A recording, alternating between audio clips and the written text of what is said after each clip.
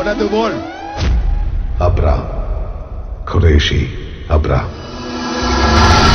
എമ്പുരാൻ സിനിമയിൽ ക്യാമിയോ ആയിട്ട് ഒരു സൂപ്പർ സ്റ്റാറിന്റെ എൻട്രി ഉണ്ടെന്നുള്ളൊരു കാര്യം കുറച്ച് മുമ്പേ തന്നെ പറഞ്ഞിട്ടുണ്ടെങ്കിലും ഇപ്പോൾ അത് കുറച്ചും കൂടി കൺഫേം ആവുന്ന തരത്തിൽ തന്നെയാണ് ഇപ്പോൾ ലേറ്റസ്റ്റ് ആയിട്ടുള്ള അപ്ഡേറ്റിൽ പറയുന്ന ഒരു കാര്യം എന്ന് പറയുന്നത്. യെസ് ഗൈസ്, എമ്പുരാൻ സിനിമയിൽ ഒരു ഗംഭീരമാണ് ഒരു ക്യാമിയോ വരാനായിട്ട് പോവാണ്. മലയാളത്തിലെ ഇപ്പോൾ ഏറ്റവും കൂടുതൽ ട്രെൻഡിംഗ് ആയിട്ട് നിൽക്കുന്ന ഒരു സ്റ്റാറിന്റെ എൻട്രിയാണ് ഈ സിനിമയിൽ സംഭവിക്കാൻ പോകുന്നത്. ഇതിന്റെ അപ്പുറത്തോട്ട് എന്ത് വേണം എന്ന് ചോദിക്കുകയാണെന്നുണ്ടെങ്കിൽ ഞാൻ നിങ്ങളോടൊരു ചോദ്യമാണ് ചോദിക്കുന്നത്. മലയാളത്തിലെ അഹങ്കാരമായ മലയാളികളുടെ സ്വന്തം അഹങ്കാരമായിട്ടുള്ള മോഹൻലാലിന്റെ ഇനി വരാൻ നിൽക്കുന്ന സിനിമകളിലെ ഏത് സിനിമയാണ് നിങ്ങൾ ഏറ്റവും കൂടുതൽ എക്സൈറ്റ് ചെയ്യുന്നത് എന്നുള്ളൊരു ചോദ്യം ഞാൻ ചോദിക്കുകയാണ്. എന്നെ സംബന്ധിച്ചിടത്തോളം അദ്ദേഹത്തിൻ്റെ ഒരുപാട് സിനിമകൾ ഇറങ്ങാനായിട്ട് പോകുന്നുണ്ടെങ്കിലും ഞാൻ ഏറ്റവും കൂടുതൽ കാത്തിരിക്കുന്ന ഏറ്റവും കൂടുതൽ അപ്ഡേറ്റഡ് ആയിട്ട് നിൽക്കുന്ന ഒരു സിനിമ ഏതാണെന്ന് നോക്കുകയാണെന്നുണ്ടെങ്കിൽ അത് എമ്പുരാൻ എന്ന് പറയുന്ന ഒരു സിനിമ തന്നെയാണ്. ഈ സിനിമയെ കുറിച്ചുള്ള അപ്ഡേറ്റും ഒപ്പം തന്നെ നമ്മുടെ പ്രിയപ്പെട്ട ചിയാൻ വിക്രത്തിന്റെ 2 ഗംഭീരമായ അപ്ഡേറ്റുകൾ വന്നിട്ടുണ്ട്. അതിനെക്കുറിച്ച് പറയാതെ പറ്റില്ല. കാരണം ഒരു വിൻറ്റേജ് ലുക്കിലുള്ള എനിക്ക് ആ ഒരു പഴയ ചിയാൻ വിക്രത്തിനെ വീണ്ടും കാണാനായിട്ട് സാധിച്ചു.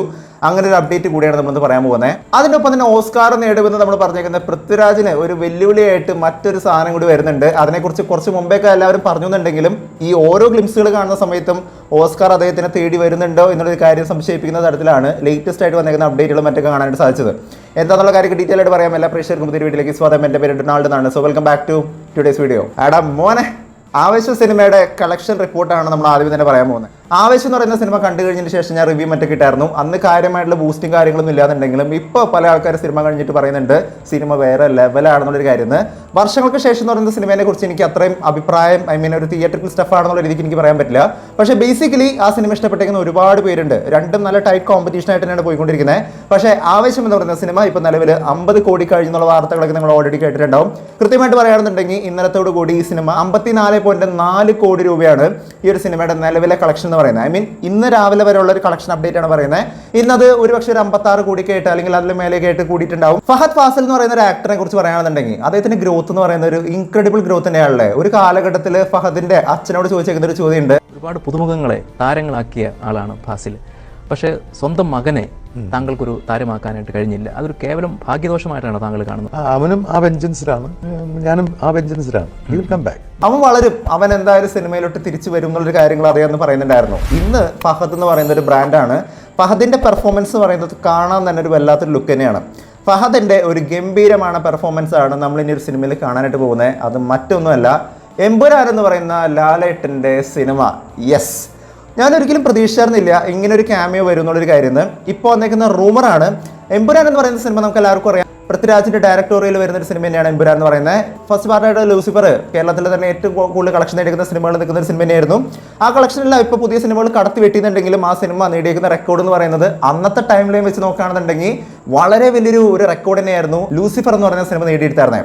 അതിന്റെ സെക്കൻഡ് പാർട്ടായിട്ട് വരാൻ പോകുന്ന സിനിമകളിൽ വരുന്ന സ്റ്റാർ കാസ്റ്റ് എന്ന് പറയുന്നത് ക്യാൻവാസ് എന്ന് പറയുന്നത് വലുത് തന്നെ എന്നുള്ളൊരു കാര്യം എനിക്ക് പേഴ്സണലി അറിയാവുന്ന ഒരു കാര്യം തന്നെയായിരുന്നു. പക്ഷേ ഇപ്പോൾ നിലവിൽ വന്നേക്കുന്ന അപ്ഡേറ്റ് വെച്ച് നോക്കുകയാണെന്നുണ്ടെങ്കിൽ ഈ സിനിമയ്ക്കകത്ത് വരാൻ പോകുന്ന ക്യാമിയോ എന്ന് പറയുന്നത് ഫഹദ് ഫാസിലിന്റെ ഒരു ക്യാമിയോ ഉണ്ടാകുന്നുള്ള കാര്യങ്ങൾ പറയുന്നുണ്ട്. ഇത് റൂമറാണ്, കറക്റ്റ് ആയിരിക്കുമോ എന്നുള്ളൊരു കാര്യം അറിയില്ല. പക്ഷേ വളരെ സ്ട്രോങ് ആയിട്ടുള്ള റൂമറാണ് വന്നേക്കുന്നത്. ഒപ്പം തന്നെ പാകിസ്ഥാനി ആക്ട്രസ് ആയിട്ടുള്ള മഹിറ ഖാൻ കൂടി ഈ സിനിമയ്ക്കകത്ത് വരാനായിട്ട് ഒരു ലീഡ് പ്ലേ ചെയ്യാനായിട്ട് പോകുന്നുണ്ടെന്നുള്ളൊരു കാര്യം കൂടി ഇപ്പോൾ ലേറ്റസ്റ്റ് ആയിട്ടുള്ള റിപ്പോർട്ടുകൾ പറയുന്നുണ്ട്. മഹിറ ഖാൻ എന്ന് പറയുന്ന സമയത്ത് പല ആൾക്കാർക്ക് മനസ്സിലായിട്ടില്ല എന്നുണ്ടെങ്കിൽ റേസ് എന്ന് പറയുന്ന ഷാരൂഖ് ഖാൻ്റെ സിനിമ പറഞ്ഞു കഴിഞ്ഞാൽ മനസ്സിലാവും. മറ്റേ സാലിമ എന്ന് പറയുന്ന ഒരു പാട്ടിനകത്തൊക്കെ നല്ല അടിപൊളിയായിട്ട് ഇൻക്രെഡിബിൾ ആയിട്ട് ഒരു സ്റ്റണ്ണിങ് ലുക്ക് ആയിട്ടുള്ള ഒരു ആക്ട്രസ്. പാകിസ്ഥാനിലെ തന്നെ ഏറ്റവും വലിയൊരു ആർട്ടിസ്റ്റാണ്, ഏറ്റവും വലിയൊരു ആക്ട്രസ് ആണ് അവരെന്ന് പറയുന്നത്. വലിയ സൂപ്പർ സ്റ്റാർ ആണ് അവർ. മലയാള സിനിമയെ കുറിച്ച് പറഞ്ഞേക്കുന്ന റീൽസും മറ്റൊക്കെ നിങ്ങൾ ഓൾറെഡി കണ്ടിട്ടുണ്ട്. ഒരിടയ്ക്ക് ഭയങ്കര ട്രെൻഡിങ് ആയിരുന്നു മലയാള സിനിമയെ കുറിച്ച് അവർ പറഞ്ഞേക്കുന്ന കാര്യങ്ങൾ. Also, she's introduced me to Malayalam films. Have you ever watched Malayalam films? Yeah, with Prithvi Raj, na? Yes. Mohanlal is so Malayalam. I know, I met him. Huh? Mohanlal is Malayalam. Yes. Their cinema is, आप सोच नहीं सकते कि क्या ideas हैं और क्या direction, the lighting, you'll be surprised. ഇപ്പോൾ ലേറ്റസ്റ്റ് ആയിട്ട് വന്നിരിക്കുന്ന അപ്ഡേറ്റ് നോക്കുകയാണെന്നുണ്ടെങ്കിൽ എമ്പുരാൻ സിനിമയ്ക്കകത്ത് ഇവർ ഉണ്ടാകും എന്നുള്ളൊരു കാര്യങ്ങൾ കൂടി പറയുന്നുണ്ട്. ഇപ്പോൾ മലയാള സിനിമയിലെ കളക്ഷൻ റെക്കോർഡുകൾ നമ്മൾ നോക്കുകയാണെന്നുണ്ടെങ്കിൽ മലയാള സിനിമയിലെ ടോപ്പ് 10 നിൽക്കുന്ന സിനിമകളുടെ എണ്ണം നമ്മൾ നോക്കുകയാണെന്നുണ്ടെങ്കിൽ ഭയങ്കര ഇൻട്രസ്റ്റിംഗ് ആയിട്ടുള്ള കാര്യങ്ങളാണ് നമുക്ക് പറയാനായിട്ടുള്ളത്. കാരണം മലയാള സിനിമയുടെ ഇപ്പോഴത്തെ ഗ്രോത്ത് എന്ന് പറയുന്നത് ഗംഭീരം തന്നെയെന്ന് കാണിക്കുന്ന തരത്തിലാണ് ടോപ്പ് 10 മലയാള സിനിമകൾ നിൽക്കുന്നത്. ടോപ്പ് 1 നിൽക്കുന്നത് മഞ്ഞുമൽ ബോയ്സ് ആണ്. 235 കോടി കഴിഞ്ഞിരിക്കുന്നു. ഇപ്പോഴും ഈ സിനിമ റണ്ണിങ് ആണെന്നുള്ളൊരു കാര്യം നമ്മൾ പറയേണ്ടിയിരിക്കുന്നു. കാരണം ഇത്രയും ദിവസമായിട്ട് OTT പോലും റിലീസാവാത്ത തരത്തിൽ തമിഴ്നാട്ടിൽ ഭയങ്കരമായിട്ട് ട്രെൻഡിങ് ആയിക്കൊണ്ടിരിക്കുന്ന ഒരു സിനിമയായിട്ടാണ് മഞ്ഞുമൽ ബോയ്സ് നിലനിൽക്കുന്നത്. 235 കോടിയിൽ മേലെയായിട്ടുണ്ട് ഈ സിനിമയുടെ കളക്ഷൻ എന്ന് പറയുന്നത്. രണ്ടാമതായിട്ട് നിൽക്കുന്നത് 2018 ആണ്, 175.5 കോടി.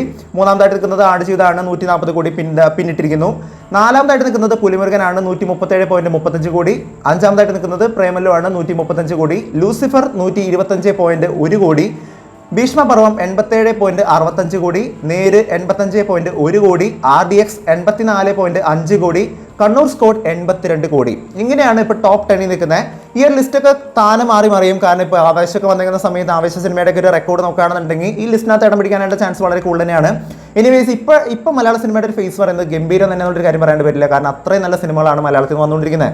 ചിയാൻ വിക്രത്തിന്റെ തങ്കലാൻ എന്ന് പറയുന്ന സിനിമ. തങ്കലാൻ എന്ന് പറയുന്ന സിനിമയെ കുറിച്ച് പറയുന്ന സമയത്ത് ഞാൻ മുമ്പ് ഓസ്കാറിനെ കുറിച്ച് പറയുന്ന സമയത്ത് പൃഥ്വിരാജിന് ആടുജീവിതം എന്ന് പറയുന്ന സിനിമയിൽ ഓസ്കാർ കിട്ടണം എന്ന് പറയുന്ന ഒരു കാര്യം പറയുന്ന സമയത്ത് എനിക്ക് കുറേയധികം കമന്റ്സുകൾ താഴെ കാണാനായിട്ട് സാധിച്ചായിരുന്നു. അത്ര എളുപ്പത്തിലൊന്നും ഓസ്കാർ കിട്ടുമെന്ന് തോന്നണില്ല. കാരണം തൊട്ടപ്പുറത്ത് ഇന്നൊരുത്തം കൂടി ഇരിക്ക്, അതാണ് സാക്ഷാൽ ചിയാൻ വിക്രം എന്നുള്ളൊരു കാര്യം കുറേ പേരെ കമന്റ്സുകൾ കാണാൻ പറ്റിയായിരുന്നു. ഇന്ന് ഈ വന്നേക്കുന്ന ലേറ്റസ്റ്റ് ആയിട്ടുള്ള അപ്ഡേറ്റ് കാണുന്ന സമയത്ത് ഇദ്ദേഹം ഈ സിനിമയ്ക്ക് എടുത്തേക്കുന്ന ഫ്ലോലെസ് ആയിട്ടുള്ള എഫേർട്ട് എടുത്തേക്കുന്നത് എഫേർട്ടായിട്ടേ തോന്നില്ല. ജീവിക്കുന്ന തരത്തിലുള്ള ഒരു അടിപൊളി പ്രകടനം തന്നെയായിരുന്നു. ഒരു ഷൂട്ടിംഗ് വിഷ്വൽസ് ആയിരുന്നു നമുക്ക് ഈ വീഡിയോയ്ക്കകത്ത് കാണാൻ സാധിച്ചിരുന്നത്. അടിപൊളിയായിട്ട് നിൽക്കുന്ന തങ്കലാൻ്റെ ഒരു ലുക്കായിരുന്നു കാണാൻ പറ്റിയായിരുന്നു. വളരെയധികം ഫെറോഷ്യസ് ആയിട്ട് നിൽക്കുന്ന ഒരു തങ്കലാൻ ഗെറ്റപ്പ് ആയിരുന്നു ഇവിടെ കാണാൻ സാധിച്ചിരുന്നത്. ഞാൻ ഭയങ്കരമായിട്ട് ഈ സിനിമയിൽ ഭയങ്കരമായിട്ടുള്ള വിശ്വാസമുണ്ട്. നല്ലൊരു അടിപൊളി പടമായിരിക്കും എന്നുള്ളൊരു കാര്യം തന്നെയാണ് ഞാൻ പ്രതീക്ഷിക്കുന്നത്. കാരണം ചിയാൻ വിക്രത്തിൻ്റെ ഒരു ഫ്ലോലെസ് ആക്ടിങ്ങിൻ്റെ അപ്പുറത്തോട്ട് ഈ സിനിമ പറയുന്ന ഒരു ഫോർമാറ്റ് എന്ന് പറയുന്നത്, അതായത് കോളാർ ഗോൾഫീൽഡ് എന്ന് പറയുന്ന ആ ഒരു സ്ഥലത്ത് വെച്ച് നടന്നേക്കുന്ന ഒരു പഴയ കാല കഥ എന്ന് പറയുന്ന സമയത്ത് എനിക്ക് ഈ സിനിമയിലുള്ള പ്രതീക്ഷ ഭയങ്കര കൂടുതലാണ്. അതുകൊണ്ട് തന്നെ അടുത്തൊരു ഓസ്കാർ ലെവൽ പെർഫോമൻസ് പ്രതീക്ഷിക്കാൻ തക്കവണ്ണം അത്ര നല്ലൊരു ഔട്ട്പുട്ട് തന്നെയാണ് ഇപ്പോൾ നിലവിലെ തങ്കലാൻ ടീമിന്റെ ഭാഗത്ത് നിന്ന് ലഭിച്ചുകൊണ്ടിരിക്കുന്നത്. ചിയാൻ വിക്രത്തിനെ കുറിച്ച് പറയുന്ന സമയത്ത് അദ്ദേഹം നല്ലൊരു നടികരാന്നുള്ളൊരു കാര്യം എല്ലാവർക്കും അറിയാം. പക്ഷേ ചിയാൻ 62 കാണുന്ന സമയത്ത് എനിക്ക് പഴയ ആ ഒരു വിൻറ്റേജ് ലുക്കായിട്ടുള്ള ആ ഒരു പഴയ ചിയാൻ വിക്രത്തിന് ഓർമ്മ വന്നുള്ളൊരു കാര്യം വേണം പറയാനായിട്ട്. ഇന്ന് വൈകിട്ട് ചിയാൻ 62ന്റെ ലേറ്റസ്റ്റ് ആയിട്ട് ഒരു വീഡിയോ വന്നായിരുന്നു, നിങ്ങളെല്ലാവരും കണ്ടു കാണും. വീരധീര സൂരൻ എന്ന് പറയുന്ന ഒരു ടൈറ്റിലോട് കൂടിയിട്ടാണ് ഈ സിനിമയുടെ ടൈറ്റിൽ വന്നേക്കുന്നത്. വീരധീര സൂരൻ എന്ന് പറയുന്ന ഒരു പേര് പറയുന്ന പോലെ തന്നെ എനിക്ക് ഈ ഒരു ക്യാരക്ടറിനെ കാണുന്ന സമയത്ത്, ഈ ഒരു ഫസ്റ്റ് ഗ്ലിംസ് വീഡിയോ കണ്ടേക്കുന്ന സമയത്ത് എനിക്ക് തോന്നിയൊരു കാര്യം എന്താണെന്നൊക്കെയാണെന്നുണ്ടെങ്കിൽ, ഒരു സാധാരണ ചെറിയൊരു പെട്ടിക്കടയൊക്കെ ആയിട്ട് ജീവിക്കുന്ന ഒരു സാധാരണക്കാരനായിട്ടുള്ള ഒരു മനുഷ്യൻ, എന്നാൽ സെയിം ടൈമിൽ തന്നെ വളരെയധികം നെഗറ്റീവ് ഷെയ്ഡായിട്ട് നിൽക്കുന്ന ഒരു പക്ക ഗുണ്ട സെറ്റപ്പിൽ നിൽക്കുന്ന ഒരു ക്യാരക്ടറായിട്ടാണ് എനിക്ക് ഇദ്ദേഹത്തിനെ പേഴ്സണലി ഫീൽ ചെയ്തൊരു കാര്യം എന്ന് പറയുന്നത്.